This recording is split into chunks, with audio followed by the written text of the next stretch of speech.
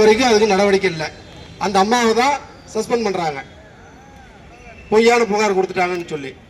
எந்த ஒரு அதிகாரியாவது ஏடிஜிபியா இருக்கின்ற ஒரு உயர் காவல் அதிகாரி பொய்யான புகாரை கொடுப்பாங்களா? எவ்வளவு பணிச்சுமை அந்த அம்மாவுக்கு இருந்திருக்கும். எங்கு பார்த்தாலும் கொலை, எங்கு பார்த்தாலும் கற்பழிப்பு, சிறுமிகளை பாலியல் தூண்டுதல் பண்றதுக்கு நம்பர் 1 அரசு என்று சொன்னால் இன்றைக்கு இருக்கின்ற திமுக அரசு தான் அதுக்கு முதல் காரணம். கடந்த உட்பட்டவர்களை மட்டும் பாலியல் சீண்டலுக்கு ஆளாக்கப்பட்டிருக்கிறார்கள் 150 கேஸுக்கு மேல. என்னடா அது ஆச்சு? இதுக்கு மேல வெக்கமா இல்ல? Road show பண்றீங்களே. சேலம் மாவட்டத்துக்கு என்ன திட்டத்தை கொண்டு வந்தீங்க? யாராவது கேட்டாங்களா? யாராவது கேட்டாங்களான்னு கேட்கிறேன். ரோடு ஷோ நடத்துனீங்களே, என்ன திட்டத்தை கொண்டு வந்தீங்க? அண்ணன் 4 ஆண்டு ஆட்சி ஆண்டார, எத்தனை திட்டத்தை கொண்டு வந்தாரு? எத்தனாயிரம் கோடி. சேலத்தை எடுத்து பாருங்க, எங்க பார்த்தாலும் பாலம், எங்க பார்த்தாலும் உயர்மட்ட பாலம். எங்க எந்த ரோடாவது பழுதடைஞ்சு இருந்ததா? இன்றைக்கு எந்த பக்கம் போனாலும் ரோடே இல்லை. 4 ஆண்டு முடிஞ்சு போச்சு, அண்ணன் போட்ட ரோடோட நிக்குது. வெக்கமாவே இல்லையா? அம்மா ஆட்சியில 1/2 பவுன் கொடுத்தாங்க தாலிக்கு தங்கம். அதை தொடர்ந்து அண்ணன் 1/2 பவுன் பத்தாது, 1 பவுனா கொடுக்கலான்னு 1 பவுன் கொடுத்தாங்க. எப்பேற்பட்ட திட்டம்! இன்னைக்கு 1 பவுன் நகை வந்து 80,000 ரூபாய்க்கு விற்குது. 74,000 ரூபாய் செய்கூலி சேதாரத்தோட 80,000 ரூபாய். கல்யாண உதவித்தொகை படிச்ச பெண்களா இருந்தா 50,000 கொடுத்தாங்க, படிக்காத பெண்களா இருந்தா 25,000 கொடுத்தாங்க. அந்த திட்டத்தெல்லாம் உங்களை என்ன பண்ணுச்சு? ஏன் நிறுத்தினீங்க? அந்த திட்டத்தை நிறுத்திட்டு அந்த பணத்தை எங்க கொண்டு போய் போட்டுருக்கிறீங்க? யார் அந்த சார் என்று கேட்டால் இன்றைக்கு வரைக்கும் விளக்கம் இல்லை. நாங்களும் சட்டமன்றத்திலையும் சொல்லி பார்த்துட்டோம், கருப்பு சட்டையே போட்டு பார்த்துட்டோம், வேலைக்கே ஆகலை. இன்னும் அந்த சாருக்கு விடை தெரியல. இதை கேட்டா அண்ணனை வந்து போலி விவசாயி என்று சொல்லுகிறார் இப்ப இருக்கின்ற தமிழக முதலமைச்சர். போலி விவசாயி யாரு? நீங்களா நினைத்து பாருங்கள். கரும்பு காட்டுக்குள்ள காங்கிரட் ரோட போட்டு சூப் போட்டு நடக்கிற ஒரு போலி விவசாயியா, இல்ல களத்துல இறங்கி வேட்டி மடிச்சு கட்டிட்டு பயிர் நடுற ஒரு போலி விவசாயியா? வெக்கமா இல்லையா உங்களுக்கு? சொல்வதற்கு அருகதை இருக்குதா உங்களுக்கு? நான் கேட்கிறேன் முதலமைச்சரை பார்த்து, வாருங்கள், அவர் மாட்டு வண்டி ஓட்ட சொல்றேன், நீ ஓட்ட பார்க்கலாம். மாட்டு வண்டியில ஏற முடியுமா உங்களால? ஏறு பார்க்கலாம். ஒத்தால அவர் வேட்டியை மடிச்சு கட்டிட்டு மாட்டு வண்டி ஓட்டுறாரு. தென்னமங்கலத்துக்கு வந்தாரு பொங்கல் விழாவுக்கு, மாட்டு வண்டியை அவரே ஓட்டுறாரு. இங்க நீ மாட்டு வண்டியில ஏறு பார்க்கலாம், நீ முதலமைச்சர் நான் ஒத்துக்கிறேன். தனியால ஏறி நின்று மாட்டை பிடிச்சி நின்று பார்க்கலாம். மாட்டுக்கு சோறு விட சொன்னா மாட்டு பொம்மையை வச்சுட்டு சோறு விட்டுறாரு. அப்புறம் ஏன் முதலமைச்சரை வந்து பொம்மை முதலமைச்சர்னு சொல்ல மாட்டாங்க? உண்மையில நான் சிரிப்புக்காக சொல்லல, மாடு மாதிரியே செஞ்ச ஒரு பொம்மைக்கு சோறு விட்டுறாரு. பொங்கல் வைக்க சொன்னா பொங்கல் மாதிரியே மேல பஞ்சு வச்சு கிண்டி விடுறாரு. பொம்மை முதலமைச்சர்னு சொன்னா கோபம் வருது. அண்ணன் வேற என்னன்னு சொல்லுவாரு? பொம்மை முதலமைச்சர்னு சொன்னா ஏன் உங்களுக்கு கோபம் வருது? நீங்க அடுப்புக்கிட்ட நின்று பாருங்க, விக்கு கலந்துக்குமா. ஏன்னா பசையில தான் விட்டுருக்குது, அனல் அடிச்ச உடனே விக்கு கலந்துக்கு வந்து போயிருங்கிறாங்க. அதனால பஞ்சு வச்சு போட்டோ எடுக்கிறாரு. வெக்கமா இல்ல? ரோடு ஷோ நடத்துறீங்களே உங்களுக்கு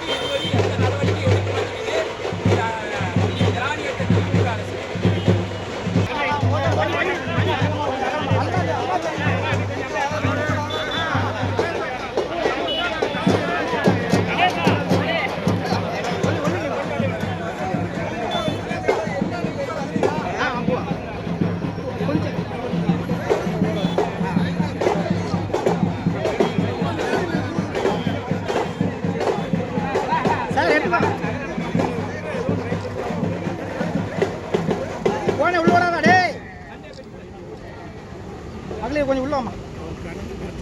ஓகேண்ணா.